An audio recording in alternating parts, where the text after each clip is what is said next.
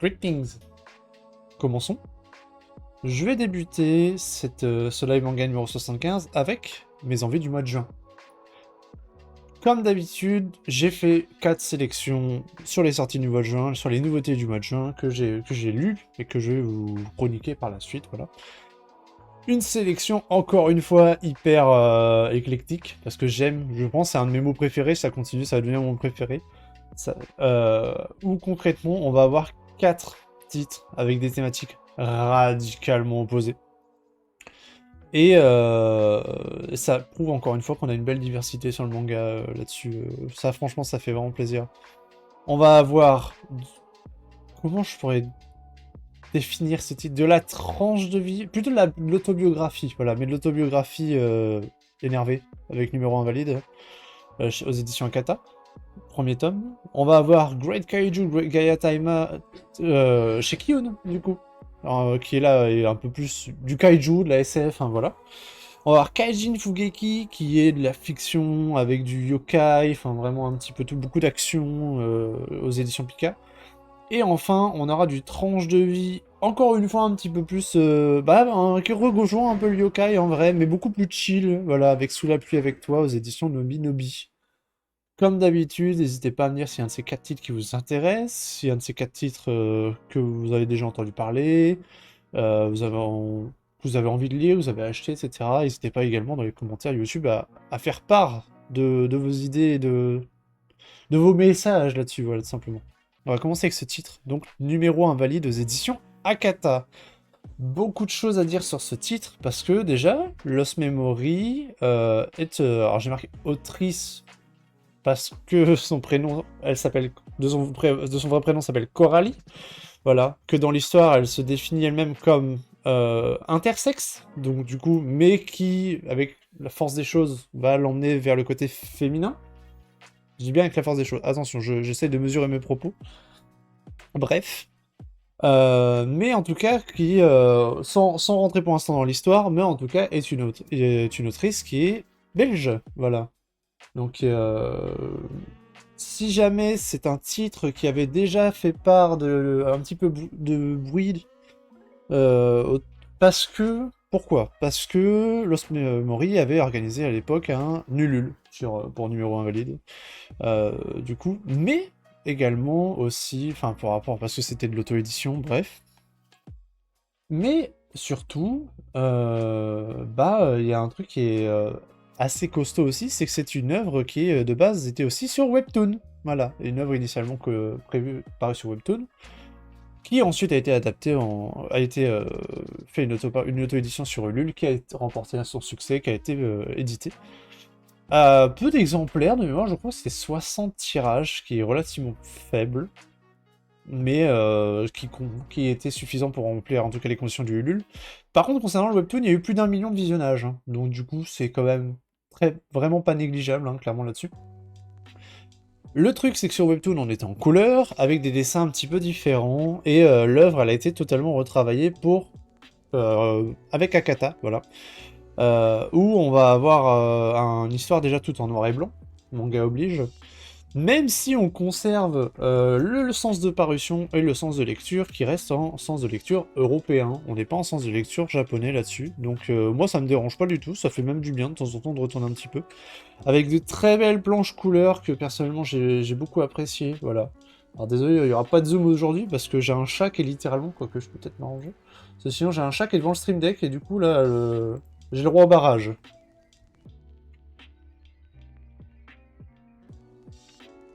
Très belle planche couleur. Franchement, même là, voilà, c'est vraiment beau d'avoir ça tout simplement. Et pour revenir pour revenir totalement au titre, et là du coup, c'est là où je vous préviens, l'ambiance ça va pas être très joyeuse, mais c'est aussi le titre qui veut ça. Concrètement, Lost Memory ou Coralie, comme vous désirez, mais en tout cas, on va plus passer à Coralie parce que elle s'appelle Coralie et du coup, sont dans le titre, en tout cas, dans le titre numéro invalide, on va suivre son adolescence. Le truc, dans le numéro invalide, c'est que Coralie, elle va être... comment dire? Elle a 15 ans, voilà. Elle a 15 ans, 16 ans dans ces eaux-là. Et en fait, elle a jamais eu ses règles dans l'histoire. Le truc, c'est que bah, les règles, vous allez dire, bon, bah, ça peut arriver plus tard. Oui, mais c'est quand même inquiétant parce que ça arrive relativement jeune. À ce que j'ai compris, ça peut aller de 10 à 15 ans pour certains, même plus tard, mais bon, c'est plutôt rare, hein. Et tout ça pour dire que elle va voir un médecin qui va l'indiquer. On lui fait un diagnostic assez précaire. Enfin, on lui diagnostique un syndrome. Alors, excusez-moi pour la prononciation, mais je ne connaissais pas le syndrome avant de découvrir l'histoire, qui est le syndrome de Rokitansky-Kusterhauser, qui, selon... et le fait que il y a son vagin qui ne serait pas formé. Je reste très grossièrement dans les termes techniques, je ne suis pas spécialiste, je ne me suis pas référencé sur le sujet, mais quand même, c'est ce que j'ai compris dans l'histoire. Bref. Elle va subir une opération qui, concrètement, on lui a dit il y a deux moyens de faire. Il y a un moyen qui est avec ils appellent ça des bougies. Je vous laisse vous renseigner, c'est horrible. Voilà. Je trouve ça absolument effroyable comme traitement et je trouve ça limite, c'est limite inhumain. Bref. Et il y avait un second traitement qui était tout simplement, enfin, d'effectuer une opération pour régler le problème. L'hôpital est extrêmement bienveillant, lui dit il n'y aura pas de souci, ça va très bien se passer. Sauf que non, ça va pas bien se passer. L'opération se déroule, Coralie souffre d'énormément de problèmes secondaires. Beaucoup de douleurs, beaucoup de problèmes d'estomac, ils se sont trompés. Enfin, ça, je trouve ça. Les erreurs. Ça, c'est un enchaînement d'erreurs médicales, mais des erreurs médicales vraiment grossières. Et l'hôpital ne se remettra jamais en. Comment on appelle ça? Ne remettra jamais en question. Ça sera toujours de la faute de la patiente. Ils seront toujours en mode Coralie, elle en fait trop, Coralie, c'est de sa faute. Coralie, c'est bon, on a compris que t'as mal, arrête, c'est bon. Arrête, tu fais semblant. Enfin, et vraiment, ça va être une descente aux enfers. Je tiens à préciser que dans le tome 1, Coralie est une adolescente, même si elle est extrêmement... Enfin, elle a l'air plutôt timide, et en même temps dans un âge où on est comme ça, qui a un quotidien plutôt classique, sa vie va être bouleversée. Et quand je dis bouleversée, c'est pas que sur le plan physique, c'est aussi sur le plan mental, c'est sur le plan lourdement physique, par comment je pourrais dire, pas une perte, mais en tout cas si on peut dire ça, enfin, une perte de motricité des jambes, suite à une autre opération encore, enfin, vraiment, c'est erreur sur erreur, l'hôpital fait n'importe quoi, et n'écoute aucunement sa patiente. Mais aucunement. Vraiment au début du traitement. Il n'y a aucun moment, concrètement, elle est tombée sur... il y a eu un enchaînement de personnes qui... Voilà, qui... de ce que j'ai compris, ont été assignées en justice derrière, et que du coup, d'ailleurs, à ce que j'ai compris, Coralie avait gagné son procès, voilà. Parce que tout ça, c'est autobiographique, je précise quand même, hein. Toute l'histoire que je vous conte est totalement est vraiment issue de faits réels qui s'est déroulé, c'était dans quelles années? 2012, 2013? Elle a mon âge, de toute façon. Donc du coup, entre 2010 et nos jours, grossièrement. Bref. Donc on continue un peu littéralement, c'est une lutte pour redevenir normal. Avec un enchaînement vraiment de péripéties absolument plus effroyables, l'une après l'autre. Et c'est un titre qui n'est pas là aussi... Enfin, qui est là déjà pour montrer son parcours, mais surtout pour dire faites attention. C'est pas parce que vous êtes dans un hôpital, même si ce sont censés être des personnes qui sont qualifiées, faites attention, ne dites pas oui à tout, etc. Et c'est vraiment un titre qui va dénoncer tout ça. Dénoncer tous les échecs, toutes les erreurs, plutôt dans les hôpitaux, toutes les erreurs de diagnostic médical, des non-remises en question, des refus d'acceptation d'écouter de la patiente, parce qu'il y a des moments où vraiment la patiente, elle est en mode arrêtez, et je suis en mode non, on va continuer. Non, mais de toute façon, vous n'avez pas votre mot à dire, vous n'êtes pas médecin. Non, bah écoutez-nous. De toute façon, c'est nous qui le savons. Voilà. On sait votre douleur. On la connaît. On l'a jamais vécu, mais on la connaît, vous inquiétez pas. Enfin, c'est que ce genre de discours qui vont être tenus en permanence avec un chirurgien qui est absolument abominable dans ses discours où le mec a juste de belles paroles, concrètement. Et ça s'arrête là. J'ai l'impression que le mec... le mec, littéralement, tente des médecines expérimentales sur une gosse de 15 ans. Enfin, c'est inacceptable. Et c'est des choses où, bah, du coup, après, nous... La France et la Belgique sont deux mondes là-dessus, à ce que j'ai compris, en termes de... Je vais pas dire de milieu hospitaux, mais milieu hospitalier, pardon. Mais en tout cas, en termes de médecine, j'ai compris. Parce que je comprends, c'est un peu différent. Voilà. Mais ça n'empêche que on n'est pas dans une clinique en Thaïlande. Si vous voyez ce que je veux dire. Je fais grossièrement un écart volontaire parce que, juste pour dire, on est en Europe. En Europe, la médecine, c'est quelque chose d'abouti. C'est pas quelque chose d'expérimental. Et vraiment, cette ado, elle va subir tout ça. Et comme elle le dit elle-même, déjà, elle a pas d'amis. Enfin, le peu d'amis qu'elle considère comme des amis vont vite, littéralement, disparaître devant ses yeux. Parce que, oh, c'est bon, on a compris que t'as mal, c'est bon, arrête de faire ton intéressante à l'école, voilà, tu vois, c'est ce genre de choses, tu vois. La seule personne qui lui a permis de tenir, c'est sa mère. Parce que sa mère, elle s'est défoncée pour elle. Que ça soit... Et elle a tout donné pour elle. Et sans sa mère, elle le dit clairement, elle serait plus là. Et de nos jours, elle serait plus là. Donc non, c'est impressionnant. Enfin, vraiment, le titre, il est d'une puissance. Moi, j'ai vu la taille du pavé, j'ai eu peur. Parce que c'est un gros bébé, hein, pour un tome 1. Je le dis tout de suite. Et j'étais en mode... J'ai peur que... bah, parce que, voilà, je suis pas... Enfin, autant j'aime lire des histoires sociétales, tu vois. Mais quand c'est trop lourd, je n'arrive pas à me plonger dedans et je suis mal à l'aise, je suis pas bien. Là, j'étais pas bien, mais j'ai continué à lire. Parce que j'étais en mode, c'est pas possible. Ça peut pas être jusqu'à là. Bien sûr que si, c'est possible. Mais en fait, mon cerveau, je veux juste pas l'accepter, tu vois. Enfin, l'accepter pas sur le coup, en tout cas. Et là, je suis pas loin d'être à chaud. En plus, je l'ai lu juste après, mais j'étais en mode, mais qu'est-ce que... Quoi? Putain, mais où c'est une dinguerie ce qui se passe. Enfin, bref. Et il y a que quelques personnes du personnel enseignant qui ont été, entre guillemets, assez... enfin, qui ont littéralement risqué leur poste en disant non mais barre-toi de là. L'hôpital n'est pas compétent, en fait. Ils vont continuer à faire de la merde. Les gens de cet hôpital ne sont pas compétents.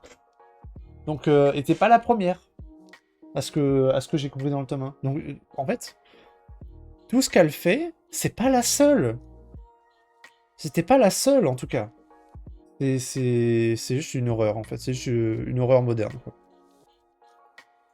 Et bref, tout ça pour dire que je rejoins un peu ce qu'on avait lu dans un Perfect World. Je me permets de faire la passerelle parce que l'autrice a un lien avec Perfect World, surtout avec Rie Haruga.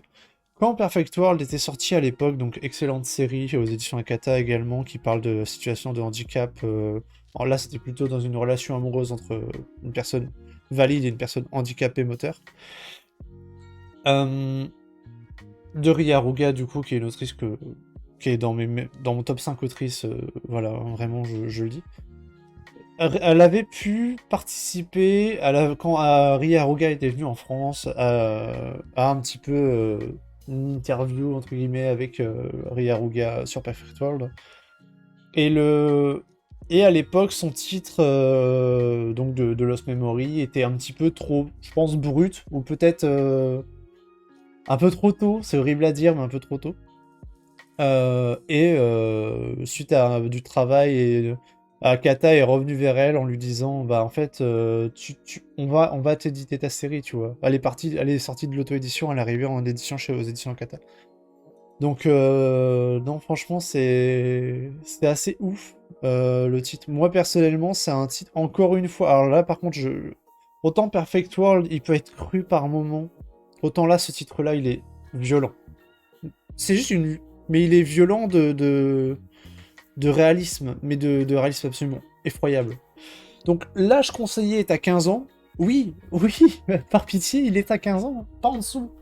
C'est vraiment la cruauté médicale par moment. Donc, il n'y a pas de scène. Il n'y a pas de scène hard, il n'y a pas de scène gore, il n'y a rien de tout ça. Mais c'est encore pire.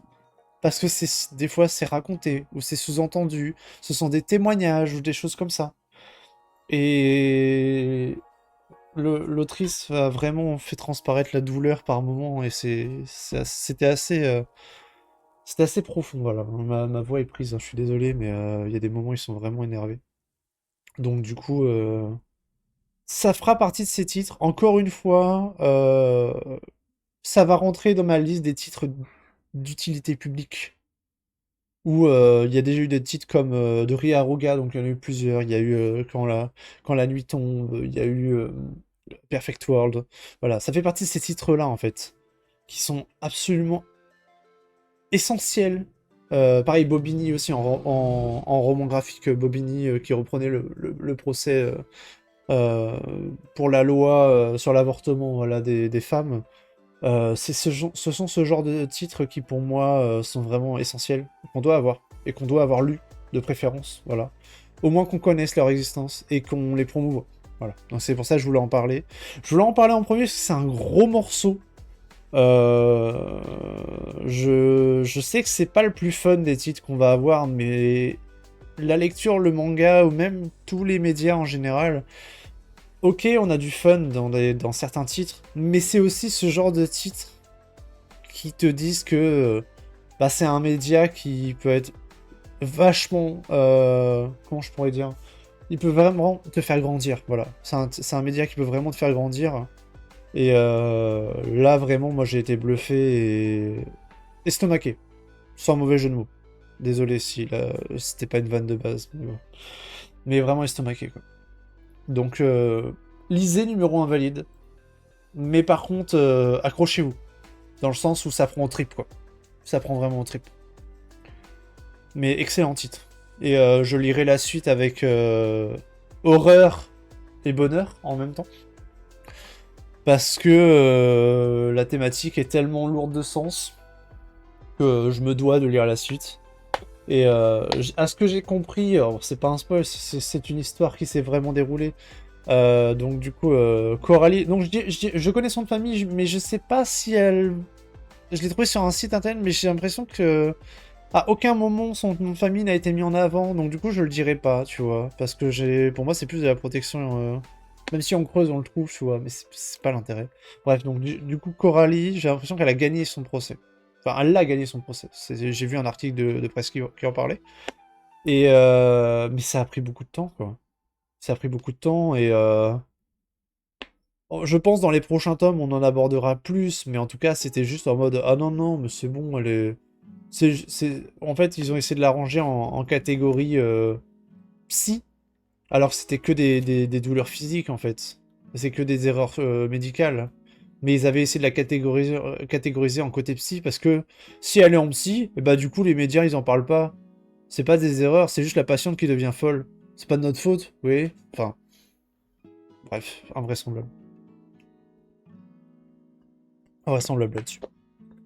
Donc voilà, je vous le recommande très fortement si vous avez la possibilité. Et ça fera partie de ces titres qui marquent. Voilà. Je pense que ça fera partie de ces titres qui marquent. Et c'est un vrai chemin de croix qu'elle est en train de. Enfin, qu'elle a fait avec ce titre. C'est assez fou. C'est assez fou. Bref. Passons au prochain titre. Qui sera un petit peu moins lourd quand même. On peut dire ce qui est. Mais après des titres comme ça, comme numéro invalide, ils sont essentiels. Je vais vous parler de Great Kaiju Gaia Taima aux éditions Kiyun avec le tome 1 qui est paru au début du mois. Donc si jamais, comme je disais tout à l'heure au début de l'émission, cet auteur, c'était le titre qui m'intéressait le plus parce que c'est un auteur qui s'appelle Kent, que je suis depuis un bon moment parce que je suivais son travail quand il était aux éditions Shiba avec Colorless. Voilà, c'est un titre qui était paru il y a plusieurs années et qui est maintenant terminé d'ailleurs. En tout cas aux éditions Shiba. Euh, Et du coup, quand j'ai vu Kent, je suis oh trop bien, Kent revient, ça va être trop cool. Voilà, c'est à peu près le retour que j'avais, c'est à peu près le feeling que j'avais sur le titre. Et en plus, ça parle de kaiju. Et moi, j'aime bien les kaiju. Voilà, j'aime bien les kaiju en général. C'est un genre que l'on voit, mais pas plus que ça, j'ai l'impression. Et en général, bon, faut l'admettre, il y a des titres de kaiju, ils sont ok tiers, quoi. Voilà. Mais là, le concept est plutôt sympa. On est sur une petite ville côtière du Japon, donc on est à Tsukuba. Tsukuba, elle est connue pour un fait en particulier, c'est qu'il y a plus d'une dizaine d'années, la ville elle a été à moitié détruite, il y a eu un énorme tsunami qui a été provoqué par une espèce d'un monstre géant qui est littéralement un kaiju, voilà. Le truc, c'est que depuis, la population est revenue en fait, hein, tout simplement. Elle a commencé à reconstruire, etc. Le kaiju qui a été la cause de tout ça à 10 ans, il avait été abattu à l'époque et en fait les gens l'avaient vu littéralement fondre dans l'eau. On sait pas trop pourquoi. Devant, il y a une petite fille qui l'a vu fondre dans l'eau. Voilà. La petite fille s'appelle Miyako. Miyako, ça va être le personnage principal de l'histoire, vous vous doutez bien. Maintenant, 10 ans plus tard, du coup, elle continue à vivre son quotidien, même s'il y a toujours des stigmates qui marquent la population. Il y a des zones qui ont été reconstruites, mais il y a pas mal de familles qui ont complètement perdu leur foyer, leurs activités, etc. Elle a eu de la chance, Miyako, c'est que sa famille, elle a été un peu épargnée par la catastrophe. Et d'autant plus que maintenant, la présence du kaiju d'il y a 10 ans en arrière, Tsukuba, c'est un peu devenu une petite ville touristique pour les kaiju. Voilà, les fans de kaiju, ils y vont. Et Miyako et sa mère, du coup, ont commencé un petit peu à jouer là-dessus, parce que Miyako, quand elle était gamine, elle a construit une petite figurine de ce kaiju. Voilà. Elle a fait des dessins, elle a fait une ébauche, elle a fait une figurine. Et elle se baladait avec celle-là, et puis un mec l'a vue, et dit «Oh, elle est trop bien, je veux la même», etc. Et du coup, ils ont commencé à construire un espèce de magasin de souvenirs kaiju, voilà. Bon, et c'est devenu l'activité principale de sa mère. Elle, Miyako, elle fait des dessins, elle fait des figurines en pâte, et puis sa mère s'occupe de les faire un petit peu plus comment on appelle ça? En les vendre en quantité, voilà, on va dire ça comme ça. Donc, le truc, c'est que, comme je disais, ça fait 10 ans plus tard. Bref. Mais un beau jour, ça recommence. Donc, quasiment 10 ans après, un kaiju émerge. Sauf que Miyako, elle a des PTSD, hein, forcément, elle a subi un trauma hein, là-dessus. Et elle est en mode, ça recommence, on va juste tous crever. C'est pas possible. Enfin, il y a... Qu'est-ce qu'on en fait, en fait? Qu'est-ce qu'on en fait de ce kaiju, ce qui est un autre kaiju, hein, vraiment, qui est apparu à l'époque. Et elle sait pas pourquoi, elle a une envie, d'un seul coup, elle va se jeter, elle va arriver au bord de mer. Aucune raison, mais déjà à l'époque, elle avait eu un peu cette réaction de je dois me rapprocher pour voir ce qui se passe. Là, encore une fois, elle le fait, mais c'est limite contre sa volonté, ça la dépasse. Elle se pointe devant la mer, et là, elle crache une espèce de bille qui va dans la mer, et là, il y a un énorme kaiju qui apparaît. Mais genre, le kaiju d'il y a 10 ans en arrière. Et en mode, qu'est-ce qui se passe? Et concrètement, concrètement, littéralement, elle tient un kaiju dans sa main. La bille qu'elle a récupérée permet entre guillemets, d'invoquer le kaiju quand tu le jettes dans l'eau. Donc, peu importe la source d'eau d'ailleurs. Je trouve, de mon point de vue, alors je vais être franc, j'ai pas été hyper emballé par le titre. J'aime bien l'histoire, j'aime bien les trucs, mais il y a un problème pour moi, c'est que le kaiju... Alors, vous connaissez Pokémon? Concrètement, pour moi, c'est un Pokémon avec des kaiju. Enfin, heureusement, on voit pas d'autres dresseurs, tu vois. Mais le fait de voir la bille que tu jettes dans l'eau et que tu fais invoquer un gros kaiju et que la bille, elle revient littéralement et que tu le mets dans ta poche, tu vois, c'est un Pokémon. Et puis, le kaiju en lui-même, pour moi, c'est un Galaking. Alors, c'est vrai que j'aurais pu prendre l'image. Attendez, je vous montre l'image. Vraiment, moi, je vois un Galaking. Je n'ai vu que ça pendant toute ma lecture. C'est horrible, parce que du coup, ça m'a complètement... ça m'a mindfuck, cette histoire. Hein. Genre, je vois un Galaking, je me dis, mais c'est quoi ce Et encore, c'est peut-être pas le plus proche. Mais moi, j'ai vu que ça. En plus, c'était un de mes Pokémon préférés, donc du coup, je ne voyais que ça. Et là, on va me dire, oui, peut-être que j'abuse. Peut-être que j'abuse. J'abuse peut-être. Mais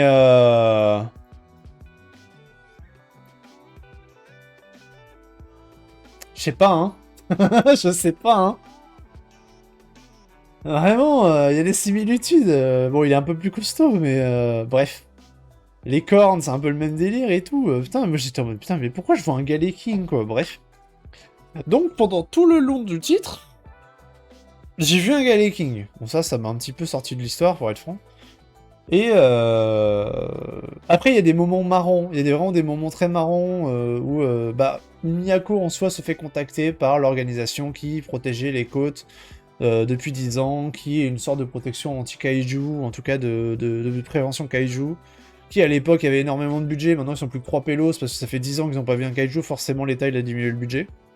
Bref, dont un qui est fan hardcore des kaiju, bref. Mais avec des moments plutôt marrants où le kaiju va apparaître dans une machine à laver parce qu'il y a de l'eau dedans, quoi. Enfin, ça fait un peu penser à un bébé kaiju, quoi. Le machin, il est grand comme ça et ils sont en train de théoriser en mode, c'est selon la source d'eau, la taille, etc. Tu vois, bref. Ça, je trouve ça marrant, tu vois. Mais c'est vrai que dans l'histoire, bon. En fait, il y aurait. Je vais être franc, hein, pour moi, il y aurait juste les kaiju, ça serait peut-être limite mieux avec des grosses bastons de kaiju, parce que là, le combat de kaiju est un peu secondaire, et je m'attendais vraiment à des grosses bastons de kaiju qui se tabassent sur la tronche, à une personne qui peut invoquer un kaiju avec une bille dans la main, quoi. Bon, ça m'a un petit peu sorti du titre. Mais je testerai le tome 2, mais c'est vrai que c'est pas le titre qui m'a vraiment fait kiffer, hein. C'est une déception pour moi, voilà. J'avais des attentes dessus, forcément, j'ai vu Kent, j'ai adoré Colorless, j'ai adoré le côté histoire, l'univers de Colorless, je trouvais ça absolument incroyable. Et puis même Shiba avait bien bossé sur l'édition derrière. Mais c'est vrai que là, je suis resté sur ma faim, voilà. Donc voilà pour ce titre-là, je vais pas m'attarder plus longtemps dessus, ça méritera un autre tour avec un tome 2, voire un tome 3. La série est en cours avec 5 tomes, à voir. Voilà, à voir. On verra ce que ça donnera par la suite. Prochain titre. Alors là, c'est un peu mon choix du pif, choix du hasard, hein. Kaijin Fugeki de O-Great. O-Great, si vous ne connaissez pas cet auteur, de nom en tout cas, peut-être que les titres qu'il a fait vont vous parler. O-Great, c'est Björk Trinity, c'est Enfer et Paradis, c'est Ergir, et c'est le dessin de Bakemonogatari. Voilà. Il y a d'autres séries, mais grossièrement, c'est ça. Donc, c'est quand même quelqu'un qui pèse. Hein, faut dire ce qu'il y a, c'est des séries qui marchent bien dans l'ensemble. Ergir, ça a fait beaucoup de bruit à l'époque. Enfer et Paradis, ça a fait énormément de bruit à l'époque. Björk Trinity, il a eu son succès également. Enfin, Bakemonogatari moins, mais parce qu'il était qu'au dessin. Voilà, adaptation du light novel, forcément. Mais c'est un auteur qui est rodé. Voilà, on a l'habitude. Et d'ailleurs, petite anecdote, son vrai nom c'est Ogure Ito. Voilà. Et si vous le prononcez un peu vite, Ogure Ito, Ogret. Voilà. Et c'est pour ça qu'il s'appelle comme ça. Mais aussi, si vous le prononcez, parce que normalement c'est Ogret, du coup Ogure Ito, enfin, je le prononce mal, mais vous voyez à peu près l'idée. Si vous faites ça, du coup, ça ferait Ogret. Ogret, ok. Et O, en japonais, ça veut dire King, roi. Donc du coup, ça fait... en fait, son pseudo de base veut dire The Great King. Voilà. Petite anecdote, c'est pour moi. Ça me fait plaisir. Bref, ça fait plus de 30 ans que cet auteur il est présent sur le marché, et bah forcément il a bien roulé sa bosse, et là il revient avec une nouvelle série qui s'appelle Kaijin Fugeki. Kaijin Fugeki, ça va être un joyeux mélange, mais surtout, ça va être un mélange qui... Comment dire? Ça va être un joyeux melting pot, hein. Vraiment. Là, la série, elle a 4 tomes en cours. On part concrètement avec un mix SF folklore, yokai, du coup. On est dans de la SF parce qu'on est dans un futur très lointain, voilà. Et dans ce futur, il y a des catastrophes naturelles qu'on va appeler des nocturnes. J'aime beaucoup le terme nocturne, j'aime bien. En fait, concrètement, les catastrophes naturelles se sont un petit peu personnifiées sous la forme de créatures assez conséquentes, les gros pépères, voilà.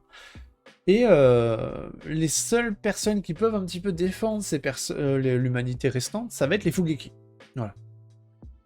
Le truc, c'est que les Fugeki, et c'est ça où je trouve le titre est très intéressant, c'est pas juste des mecs qui vont tabasser des monstres, hein, vraiment, c'est beaucoup plus que ça. Toute leur technique au Fugeki va se rapprocher des chamans que l'on connaît, donc des chamans, ou même des moines, des temples Shinto, etc. Et en fait, tous ces Fugeki, ils vont commencer à effectuer des danses un petit peu pour récupérer l'énergie des dieux, et ensuite pour pouvoir combattre les créatures. Et quand je dis des danses, c'est littéralement des danses rituelles. Donc je trouve ça vraiment intéressant que les danses rituelles soient inclus là-dedans, que tout ce qui est les systèmes un petit peu d'invocation de dieux soit... C'est pas juste en mode « Oh, je t'invoque, nanana », tu vois. Non, il y a vraiment tout une mise en place qui est importante. Et on va, dans l'ensemble, on va essayer un petit peu mettre à néant toutes les catastrophes naturelles qui viennent. Donc concrètement, on va suivre quoi? On va avoir les tornades. D'ailleurs, fun fact, du coup, le nocturne des tornades et des tempêtes s'appelle Catherine. Coucou Katrina, hein, je pense qu'il y a eu des dommages là-dessus. Mais bon, bref. Mais non, il y a pas mal de trucs comme ça. Il y a les secousses, il y a les rafales, il y a pas mal de choses comme ça. Je trouve ça vraiment intéressant. Dans l'ensemble, dans l'univers. Moi, le seul truc, encore une fois, que je vais pouvoir reprocher, et c'est ce que je reproche de base quand je dis du Hogwarts, c'est que c'est souvent chaotique. On a du mal à suivre le cours de l'histoire, le fil de l'histoire, ça part un peu dans tous les sens. Et avec beaucoup de personnages qui spawnent et que tu n'as pas vraiment le temps de découvrir, ça va prendre son temps, parce qu'on a l'habitude un petit peu de cet auteur, mais c'est vrai que c'est comme d'habitude, ça prend un petit peu à contresens ce que l'on a l'habitude de lire dans les mangas, bourré d'action, très très beau en termes de détails. Ça, c'est un classique pour moi en termes de dessin. On est vraiment sur vraiment du très très cool. Mais c'est vrai que le côté histoire, un peu de mal. Bah, concrètement, on va suivre plutôt un jeune garçon qui s'appelle, je crois que c'est Gao. J'ai toujours un doute parce qu'ils sont deux. Il y a Jin et il y a Gao. Voilà, c'est ça. Et il y a Gao qui vient de l'Empire britannique. Il vient donner un coup de main à Jin, qui lui a été choisi pour pouvoir piloter un engin particulier qui permettra de détruire les nocturnes. Bref, c'est un joyeux bordel où même moi j'ai du mal à comprendre vraiment les tenants et les aboutissants de l'histoire sur ce tome 1. Voilà. Mais encore une fois, je pense ne pas me tromper en disant ça, il a des univers tellement denses que ça me choque pas que ça parte un petit peu dans tous les sens au début et ça va se recouper au fur et à mesure. Voilà.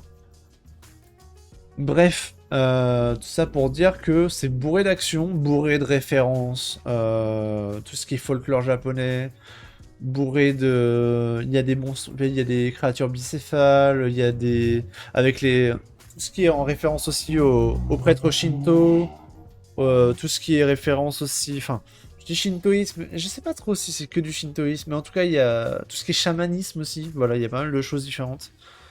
Tout ce qui est rituel, un peu pas trop d'exorcisme en vrai, non, j'allais dire exorcisme, mais non, pas plus que ça. Enfin, à ce que j'ai compris. Mais aussi, bon, là c'est Hogwarts, bon, il y a du fanservice, quoi.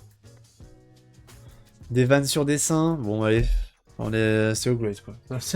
Au bout d'un moment, tu peux pas y couper, trop l'habitude avec cet auteur. Moi, ça me saoule un peu, mais bon, c'est comme ça. C'est léger, hein, il y en a que quelques-unes, hein. Mais c'est vrai que c'est quelque chose, moi je suis en mode, bon, t'abaisse pas à faire ça, t'as pas besoin. Mais lui, je pensais juste son kiff, il aime bien faire ça. Donc ouais. Un titre vraiment où... Bah c'est considéré comme un... Bah il y a pas mal de comme de la part de Pika, je comprends, parce que c'est retour l'un de leurs auteurs phares. Mais c'est vrai que pour l'instant, moi, je reste énormément sur ma faim, ou c'est un titre où je sais pas trop quoi en penser, quoi. Mais malheureusement, c'est ce que j'ai à chaque fois comme feeling sur les nouveautés, on va dire tête de liste depuis quelques temps, et je m'y retrouve de moins en moins, donc peut-être que c'est moi qui aime de moins en moins ce genre. En tout cas, je suis certain qu'il y a plein de personnes qui vont kiffer, et tant mieux pour vous. C'est vrai que moi, je reste un peu plus sur ma faim.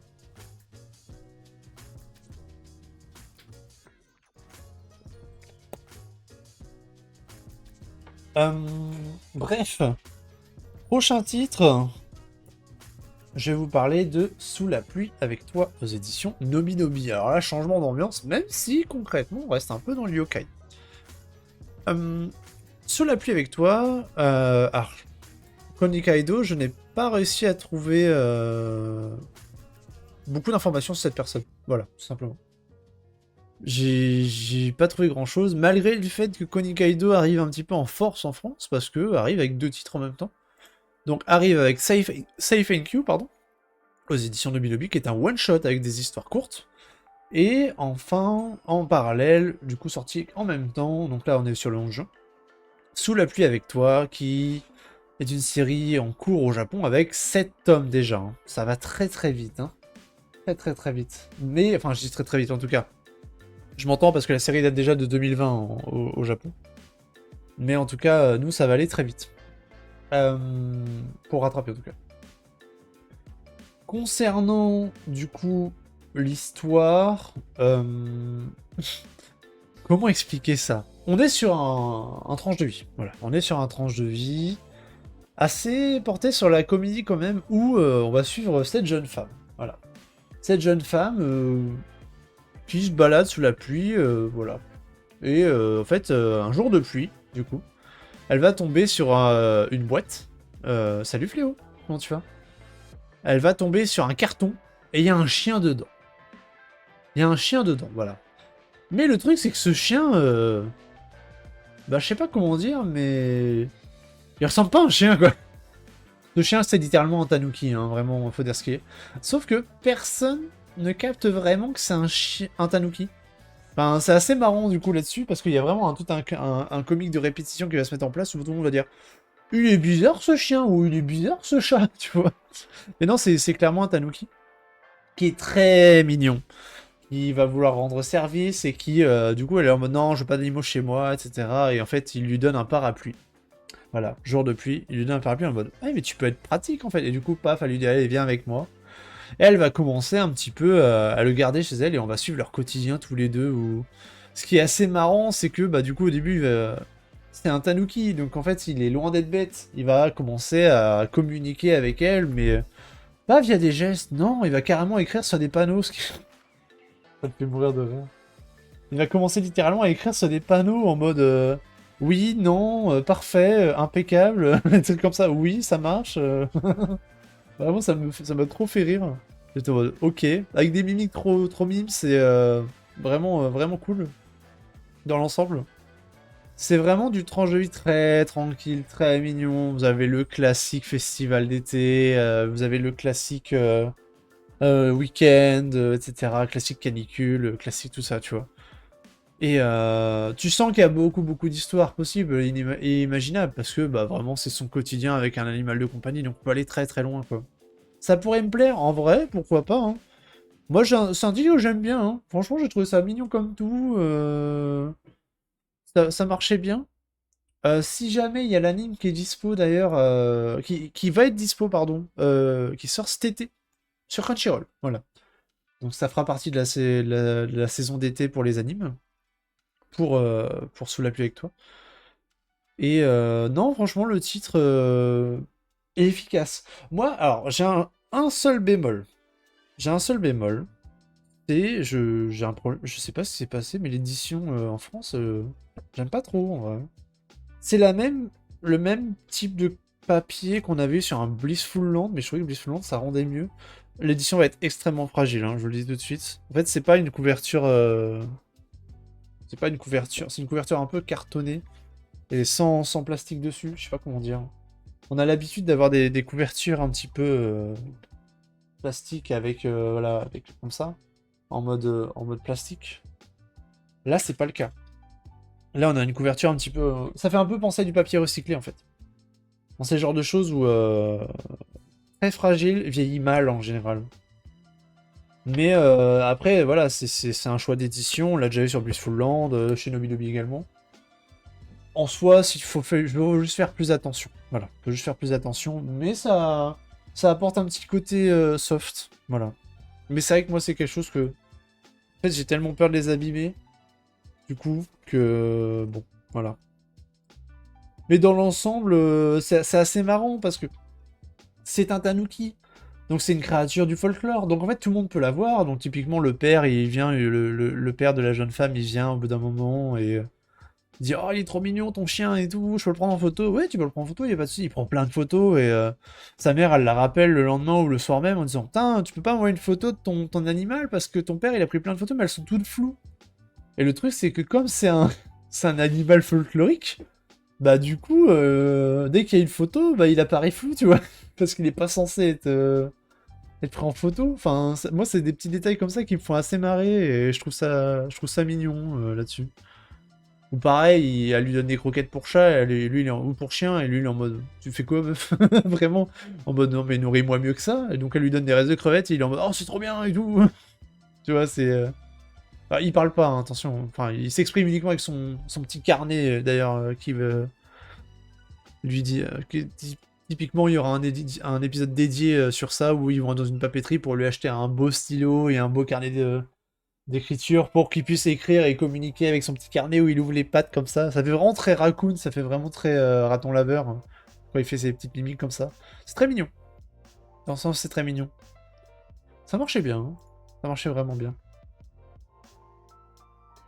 Donc voilà pour Sous la pluie avec toi, qui va un petit peu clôturer mes découvertes du mois de juin. Je vais faire vite fait un récap. Donc dans mes envies du mois de juin, il y a eu, comme d'habitude, 4 nouveautés. Il y a eu Numéro Invalide, qui est un gros morceau que je vous recommande chaudement, mais attention pour public averti, de Lost Memory aux éditions Akata, qui sera terminé en 5 tomes du coup.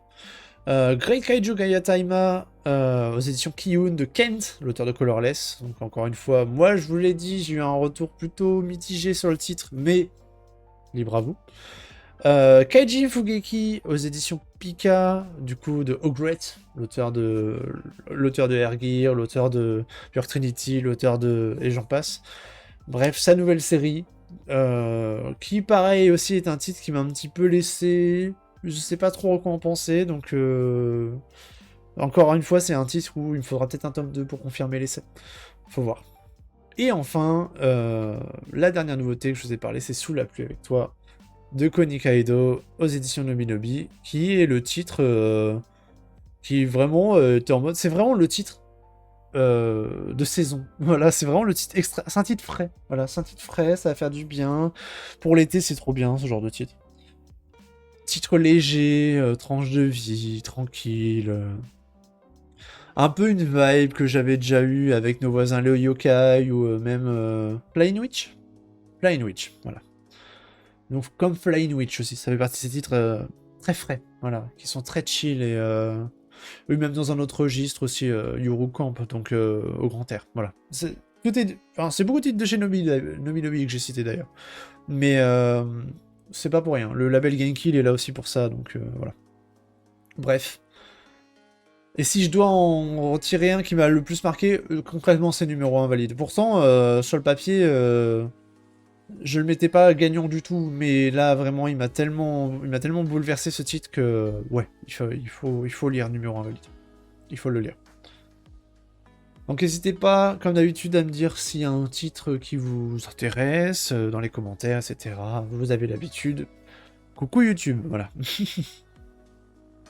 Et pour ma part, je vais commencer à attaquer mes lectures récentes. La deuxième partie de l'émission avec mes lectures récentes, encore une fois, 4 titres. Alors, quand je dis lectures récentes, il n'y a pas que des lectures récentes, mais en tout cas, c'est surtout des titres que je cherchais à vous présenter et à vous proposer. parce qu'il y a pas mal de choses différentes. Encore une fois, là, on est sur 4 titres complètement opposés. Oh la vache!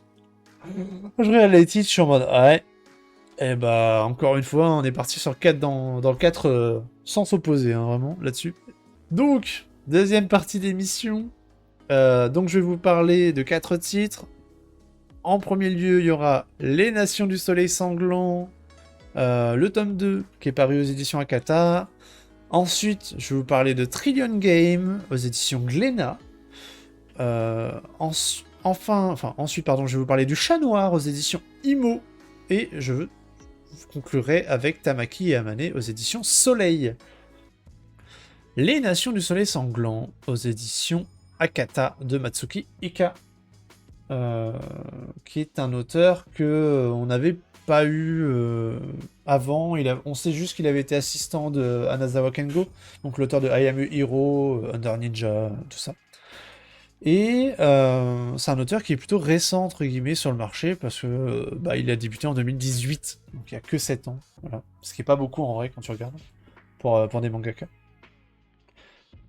Nous sommes dans... Comment dire, c'est une uchronie, voilà, on va dire ça comme ça. C'est une sorte de réécriture historique d'un passé qui n'existera jamais, où le Japon, après avoir subi pas mal de catastrophes, qu'elles soient politiques, écologiques, que ce soit les guerres, mais aussi des catastrophes humanitaires, donc vraiment un enchaînement de gros problèmes.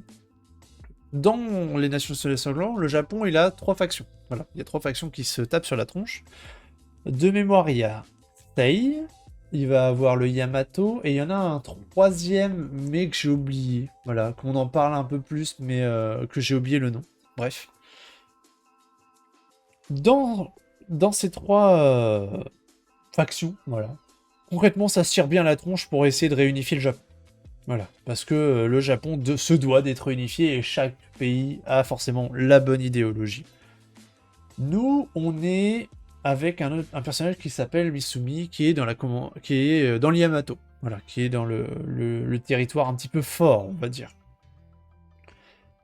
Le truc, c'est que le premier tome s'attarde majoritairement sur la vie, le quotidien de Misumi, et de son début, de son périple, voilà.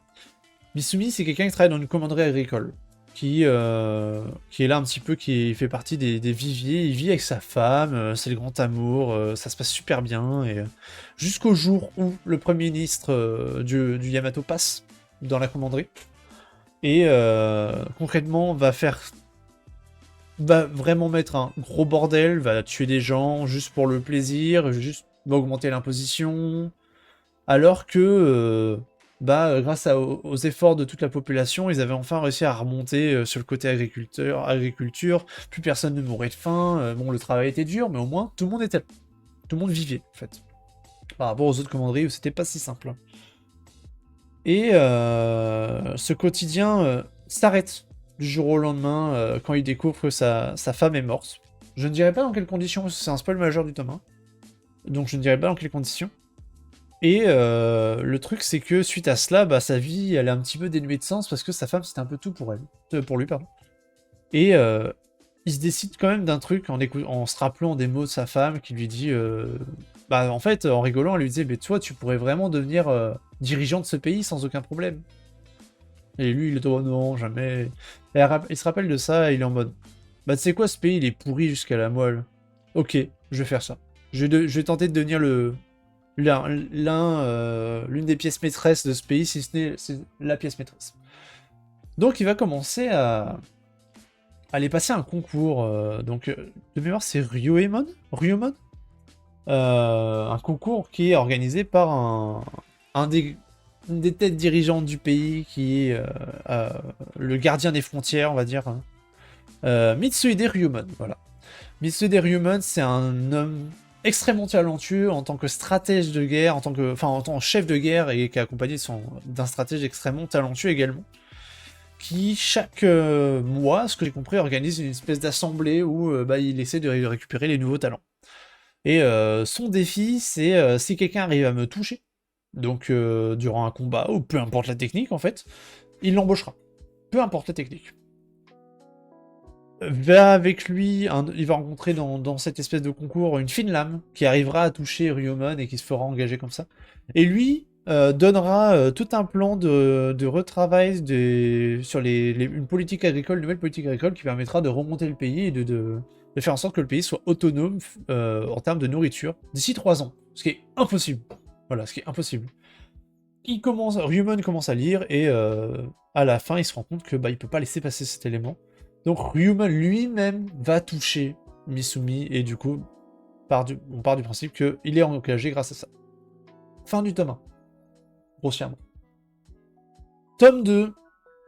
Et là, ça part en vrille très très très vite encore une fois. Concrètement, on va pas beaucoup voir Misumi dans le tome 2.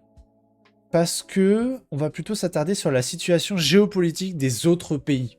Surtout du peuple de Sei, qui est le peuple qui concrètement souffre le plus du froid, du manque de nourriture et tout ça. Une espèce de révolution éclate. Et on va avoir une sorte de guerre géopolitique entre le peuple de Sei et les maîtres, enfin, les responsables du pays du Yamato. Qui, avec un empereur totalement inutile, et qui est juste un premier ministre qui gère absolument tout, et qui dit tout ce qu'il veut, et il flatte juste l'empereur, qui est juste un idiot, faut dire ce qu'il est.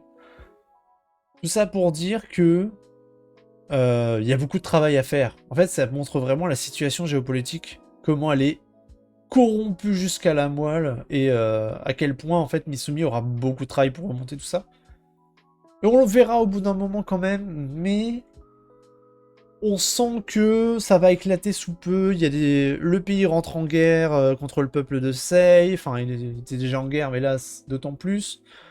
On lui propose de faire une paix parce que, suite au putsch qu'a fait dans le pays d'à côté, dans le pays de Sei, la situation géopolitique est en train de changer, et certains le sentent pas du tout.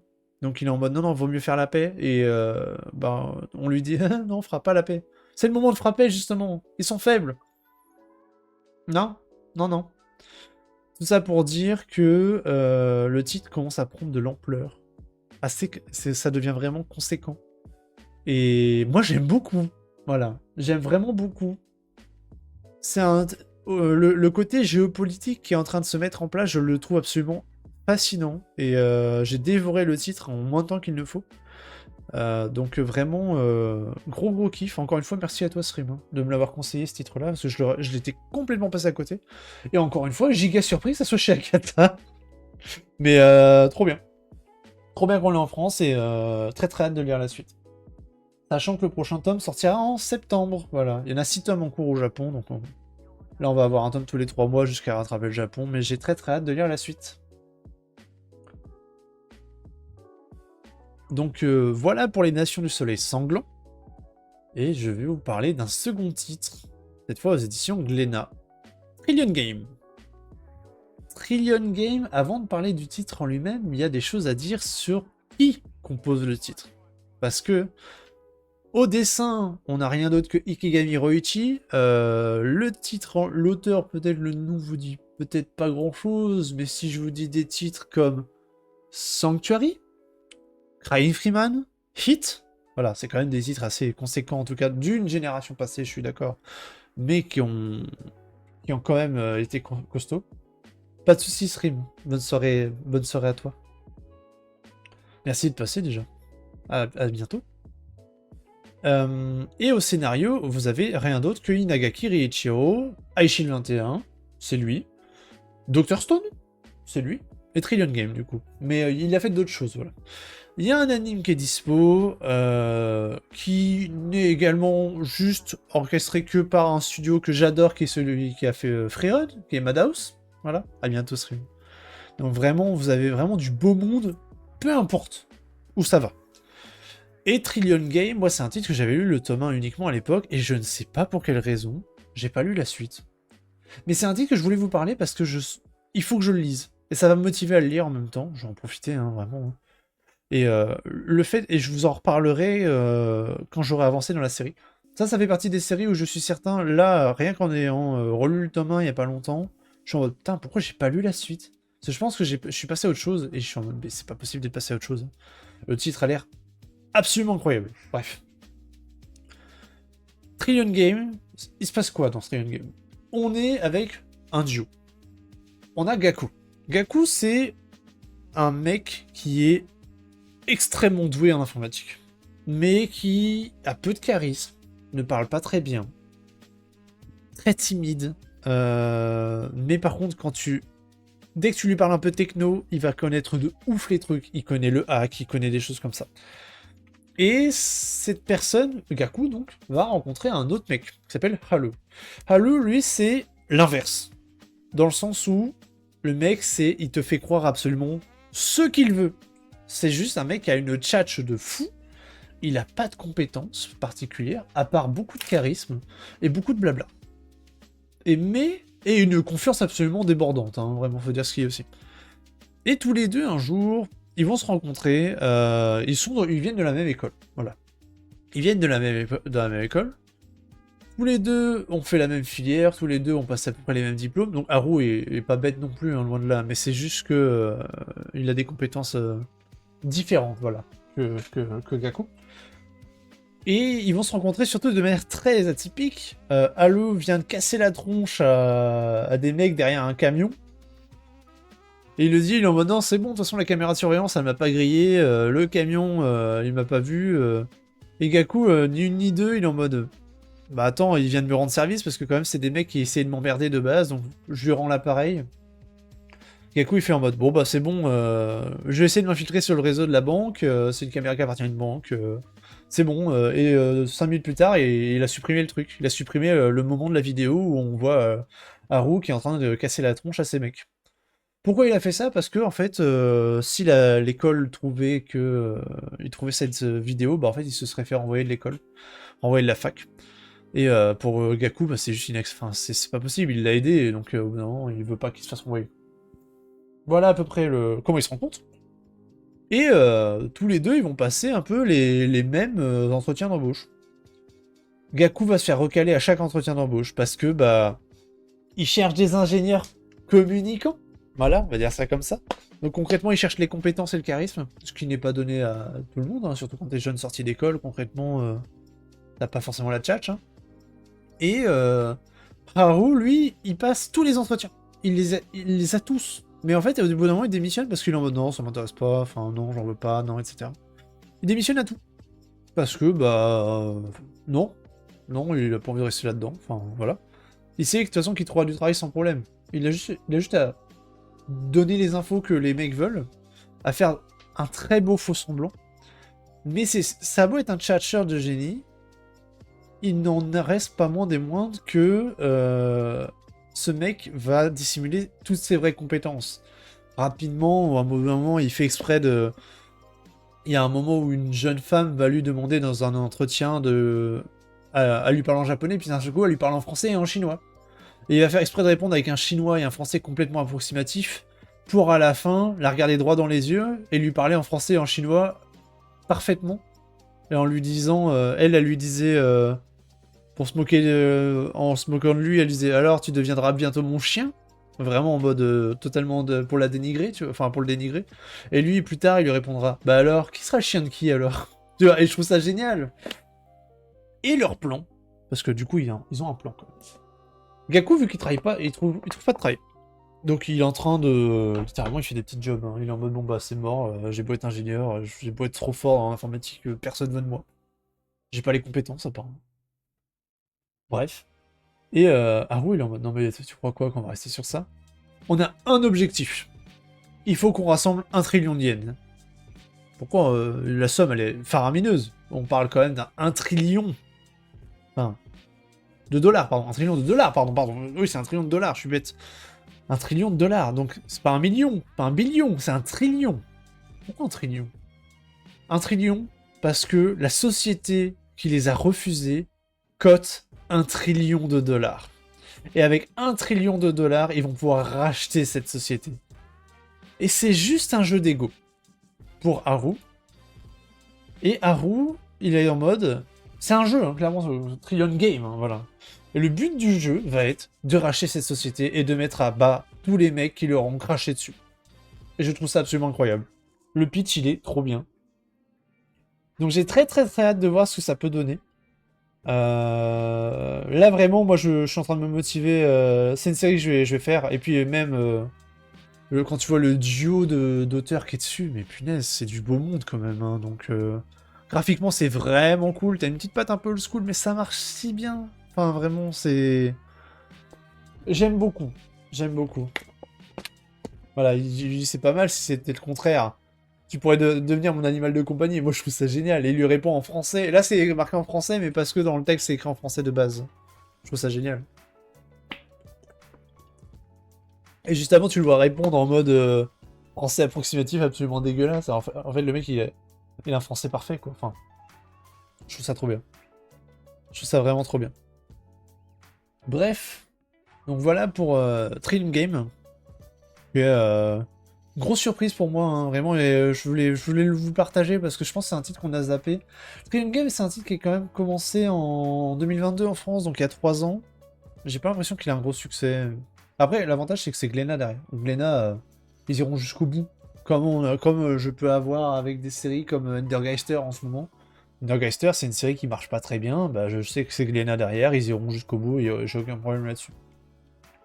Donc, gros avantage d'avoir un éditeur aussi de confiance, voilà, qui est derrière lui.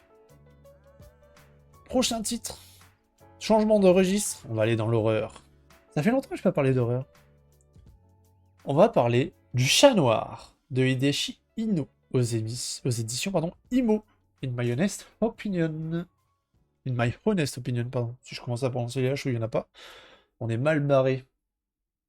Hideshi Ino, c'est un auteur qui a été surtout connu à l'époque, dans les années 70-80, faut dire ce qui est. Par exemple, Le Chat Noir est paru en 79. Voilà. Pour vous dire à quel point c'est tout un pan de l'histoire. Je crois qu'il avait travaillé avec le magazine Garo, donc qui est un magazine spécialisé un petit peu dans les formats atypiques, on va dire. Non, en vrai, c'est un peu de l'avant-gardisme. Voilà, c'est un peu de la BD avant-gardisme, du manga avant-gardisme. Et dont l'horreur fait partie. Et Hideshi Ino a commencé à construire un petit peu son succès dans les magazines shoujo. Voilà. Parce que le shoujo au Japon aussi, et le josei aussi, c'est équivalent à l'horreur, hein, faut pas oublier. Le shoujo, c'est pas que les romans, c'est loin de là au Japon.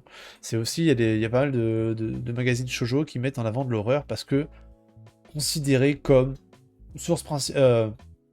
cible principale sont des femmes. Voilà. Pour l'horreur au Japon. C'est un choix. Hideshi Ino, en France, on a pas mal de ces titres. On a Chat Noir, La Fillette de l'Enfer, Le Cadavre Vivant, L'Enfant Insecte, qui sont tous des one-shots. Ils sont tous un peu des histoires courtes autour d'une thématique horrifique. Dans un style très particulier que moi, personnellement, j'aime bien. Voilà. Et si jamais, concernant l'auteur en lui-même, il a une histoire qui est assez sombre. Enfin, sombre, je m'entends. Assez triste, plutôt. L'auteur en lui-même, hein, du coup. Concrètement, il est d'origine japonaise. Sa famille, à l'époque, travaillait en Chine, mais je sais pas si vous êtes au courant, mais il y a eu un peu une guerre pour le contrôle de la Mandchourie. Voilà. Et du coup, la famille de Hideshi Ino a fui la Chine pour revenir au Japon en tant qu'immigrant, en tant que japonais, du coup. Et c'est à ce moment-là où il a failli perdre la vie. Où concrètement, ils ont failli se faire tuer à plusieurs reprises sur le chemin du retour. Ça l'a beaucoup marqué parce qu'il était très jeune. Et suite à cela, ça l'a tellement marqué qu'au début, il a commencé à en parler. Donc il y a un autre titre qu'il a fait qui s'appelle Panorama de mémoire. Panorama de l'horreur, je crois. Qui concrètement parle beaucoup de ça, de ce moment-là. Mais en tout cas, c'est ça qui va un peu définir son genre par la suite. Et c'est ça qui va un petit peu faire en sorte qu'il va pouvoir faire un peu d'horreur. Je trouve ça vraiment triste, mais en même temps, ça l'a beaucoup nourri. Donc du coup, voilà, ça, c'est ces expériences qui l'ont fait nourrir pour créer ces titres. Concernant le Chat Noir en lui-même, on est vraiment, encore une fois, sur des histoires courtes, où il y aura le seul point commun, ce sera ce fameux Chat Noir.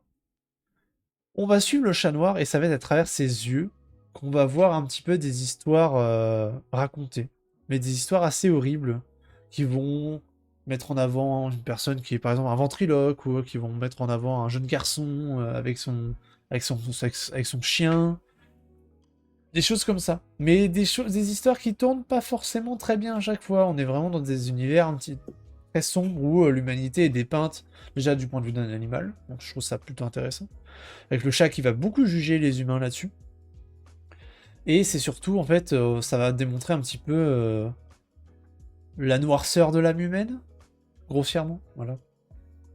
Donc, le chat noir va vraiment nous emmener dans ces histoires avec ses congénères de temps en temps, mais surtout pour essayer d'être un observateur pour voir jusqu'où l'humanité est prête à comment dire, à sombrer, voilà, à sombrer. Et comment dire, ça va sombrer sec, ouais. Vraiment, c'est le chat noir sera présent dans les moments où les humains seront peut-être les plus sombres. D'où le fait que c'est un titre d'horreur, voilà. Mais j'ai trouvé ça vraiment bien fait. Enfin, moi, je l'avais beaucoup aimé ce titre-là. J'ai pas pu m'attarder sur les autres titres de Hideshi Inno, mais c'était prévu à l'époque. Mais c'est vrai que pour l'instant, ça va être un peu plus compliqué de mettre la main dessus. À part en ligne, bien sûr, mais voilà, si je peux essayer de faire travailler un libraire, je préfère. Mais c'est un auteur que je garde dans ma sacoche et que un jour je me plongerai dans l'entièreté de son travail. Si vous lisez du Junji Ito, des auteurs de ce style-là, je pense que vous allez aimer sans aucun problème. Moi, personnellement, Junji Ito, je cours pas trop après parce que j'ai lu une ou deux histoires et c'est plus des déformations de corps qu'autre chose en fait. Et c'est ça que j'apprécie pas trop dans Junji Ito. Là, dans des Ino, on est plutôt dans de l'horreur un peu plus brute. Et je préfère, à titre perso. Il n'y a pas de déformation. Enfin, il y en a, mais moins en tout cas. Et aussi, si vous avez lu par exemple un petit peu de Mizuki, bon, moi, Shigeru Mizuki, dans les titres un peu horrifiques, on va dire, on rejoint un petit peu ça. Donc, moi, j'aime bien. Voilà, je trouve ça intéressant comme titre. Donc, c'est pour ça que je voulais vous en parler, parce que c'est un auteur qui est pas souvent mis en lumière, et même un éditeur qui est pas mis souvent en lumière. Imo, j'essaie de le mettre en lumière, mais voilà. Et c'est un peu le côté, comme je dis toujours, Imo pour moi c'est une maison d'édition qui est en deux pans. T'as un pan lumière et un pan ténèbres. Là on est un peu plus dans le pan ténèbres, voilà. Mais même si en général j'apprécie beaucoup ce qu'ils font en pan lumière. Mais là, il y a quelques titres quand même que j'apprécie dans le côté ténèbres et celui-ci en fait partie. Donc voici pour le chat noir de Hideshi Inno. Et on va attaquer le dernier titre de la soirée, qui est un one-shot également, qui s'appelle Tamaki et Amane. Tamaki et Amane qui est paru le mois dernier, donc en mai, aux éditions Soleil. Et c'est un titre que, personnellement, j'étais complètement passé à côté, voilà. Pourtant, la thématique m'intéresse beaucoup, voilà. Et c'est une autrice, d'ailleurs, Fumi Yoshinaga, que j'avais déjà lu un titre sans le savoir. Parce que Fumi Yoshinaga, elle avait fait plusieurs titres. Donc, qui est son plus connu à ce jour, je pense, c'est Le Pavillon des Hommes. Voilà, qui est sa série majeure qui est aux éditions Kana. Toujours dispo de mémoire. Mais moi, j'avais lu What Did You Eat Yesterday aux éditions Soleil au label Gourmet, qui est un titre qui m'avait laissé vraiment complètement. J'avais pas apprécié. Voilà, j'avais pas apprécié le titre. Le côté cuisine déjà de base m'intéressait pas des masses. Je sais qu'on est en label gourmet, je me fais du mal, mais au bout d'un moment j'essaie de découvrir d'autres choses. Et d'ailleurs j'avais adoré La Reine des Gyoza qui en soi est aussi dans le label gourmet. Et j'adore Songe du Nuit Ambrée qui est aussi dans le label gourmet, donc faut pas se limiter à ça, voilà. Mais j'avais testé What Did You Eat Yesterday qui n'était pas une franche réussite à mes yeux, donc j'avais laissé tomber. Et également elle avait fait All My Darling Daughters, chez Casterman, au label Saka, que je ne connais pas, voilà. Mais je l'ai mis parce que c'est paru en France. Bref, tout ça pour dire que j'étais pas parti avec le meilleur bagage avec elle. Le meilleur pied, enfin, point de vue, bref, vous avez compris. J'étais pas parti du meilleur pied, voilà, du bon pied. Mais, c'est un titre qui m'a très agréablement surpris, blablabla. Je ne sais plus parler, désolé.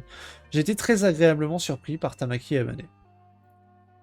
Un one-shot qui va recouper plusieurs histoires courtes avec, à chaque fois, une Tamaki et ou une Tamaki et un ou une Amane. Voilà. C'est pour ça que ça s'appelle Tamaki et Amane. Bref.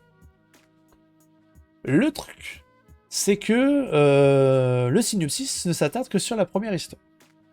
Mais il y a plusieurs histoires. Et à chaque fois, on va avoir des histoires sociétales dans différentes périodes historiques où on va avoir un ou une Tamaki et un ou une Amane qui vont apparaître et où il y aura une relation qui va se créer entre les deux.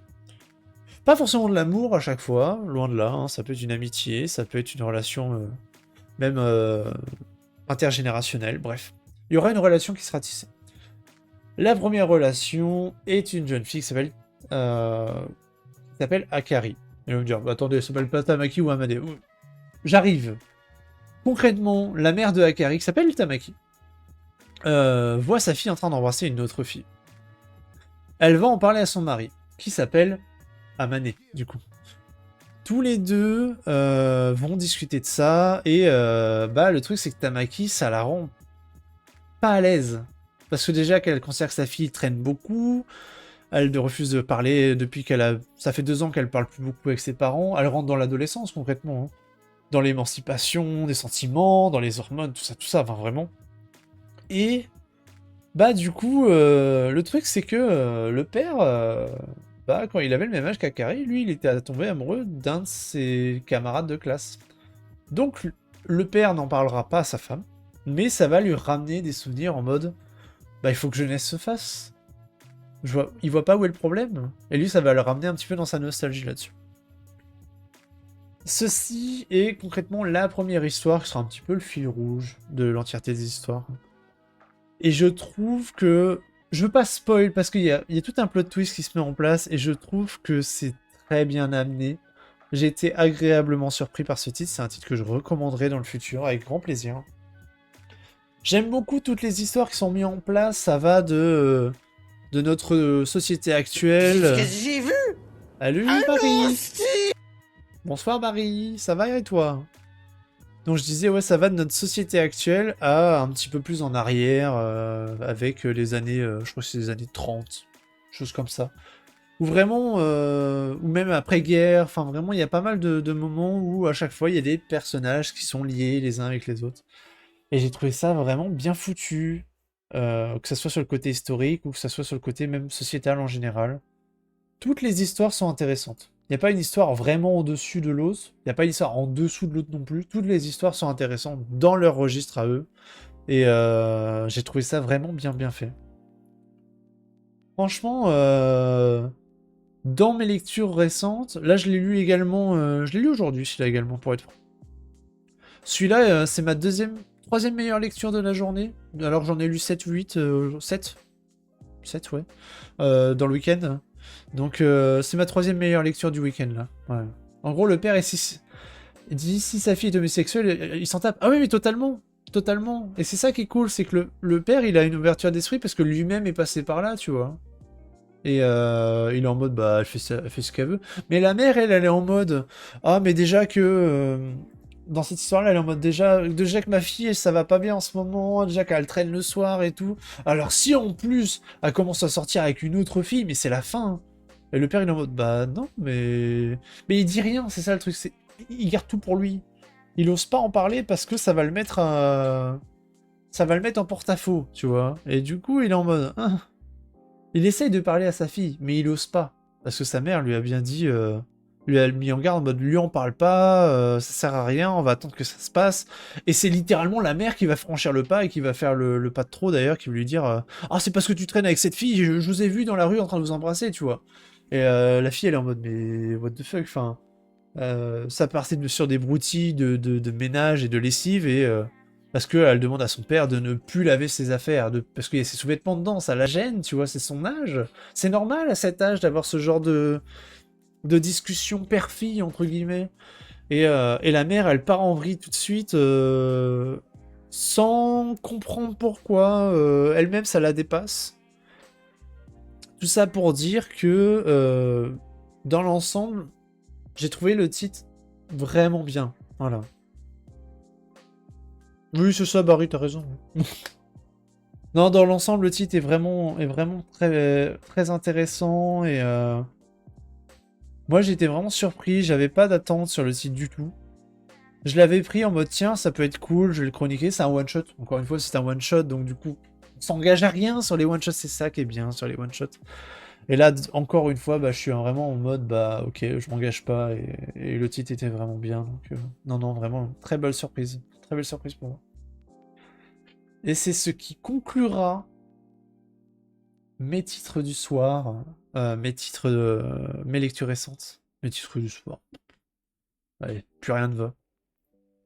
Donc voici mes lectures récentes dont je vous ai parlé. Je vous ai parlé du tome 2 des Nations du Soleil Sanglant, mais surtout de la série en elle-même. On commence plus à parler de la série en elle-même. Je vous ai parlé de Trillion Game, qui était plutôt une chronique introductive à la série. Où, je vous en reparlerai quand j'aurai avancé dans la série un peu plus. Je vous ai parlé du Chat Noir de Hideshi Eno, qui est un one-shot des éditions Imo. Et enfin, je vous ai parlé de Tamaki et Amane aux éditions Soleil, qui est également un one-shot. Est-ce que, comme d'habitude, que ce soit vous dans les commentaires sur YouTube, n'hésitez pas à me dire s'il y a des titres qui vous retiennent votre attention, si vous avez déjà lu, etc. Je suis très intéressé, comme d'habitude, d'avoir vos retours. Et puis voilà. Merci à vous YouTube d'avoir regardé cette vidéo. N'hésitez pas à me dire en commentaire s'il y a des titres, comme je vous disais, qui vous intéressent. Pour ma part, n'hésitez pas également à me retrouver sur Twitch. Voilà, on est présent sur Twitch un dimanche sur deux, si vous voulez voir l'expérience en live. Sinon, bah écoutez, passez une très bonne journée, et puis à tout bientôt YouTube. Abonnez-vous, voilà, Lundi Barry, abonnez-vous. Merci.